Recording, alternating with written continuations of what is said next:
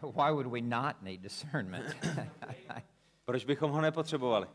I think it should be abundantly clear. Mělo by to být naprosto jasné. Based on just the verses we went through this morning. Jenom na základě těch veršů, které jsme prošli dnes ráno, That if you don't have discernment, že pokud nemáme rozlišování, you're not a Christian. tak nejste křesťanem. You're outside the faith. Jste mimo víru. So every true believer has discernment. A tak každý skutečný znovuzrozený člověk má rozlišování. It's just a matter of to what extent you have discernment. To pouze otázka toho, do jaké míry rozlišujete. Some Christians have more discernment than others. Někteří křesťané rozlišují více než jiní. And there are a lot of different reasons for that. A proto je mnoho různých důvodů.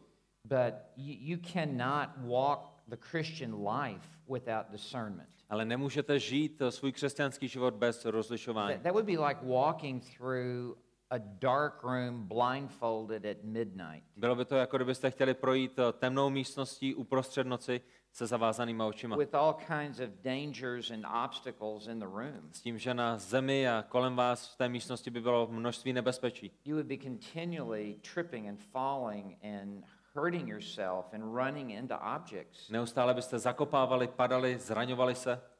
So I would really pity someone who is not growing in their discernment.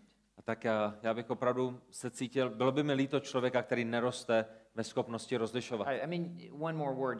You must have discernment to discern God's will.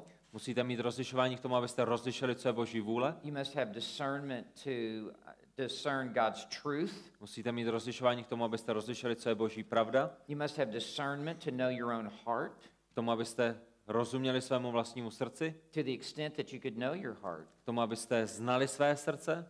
You need discernment to have assurance of salvation. Musíte mít rozlišování k tomu, abyste věděli, abyste měli jistotu You spasení. need discernment to know which church to join. Potřebujete rozlišování k tomu, abyste věděli, do kterého sboru patřit. You need discernment to know who to listen to who teaches the Bible. Také proto, koho poslouchat nebo která kázání slyšet a naslouchat. Any one of those factors would answer the question, but the sum of all of those is overwhelming. A tak každá jedna z těch oblastí by odpověděla na tuhle otázku, ale když je dáme ještě dohromady, tak ta evidence, proč potřebujeme rozlišování, je ohromná. So that's just a quick answer.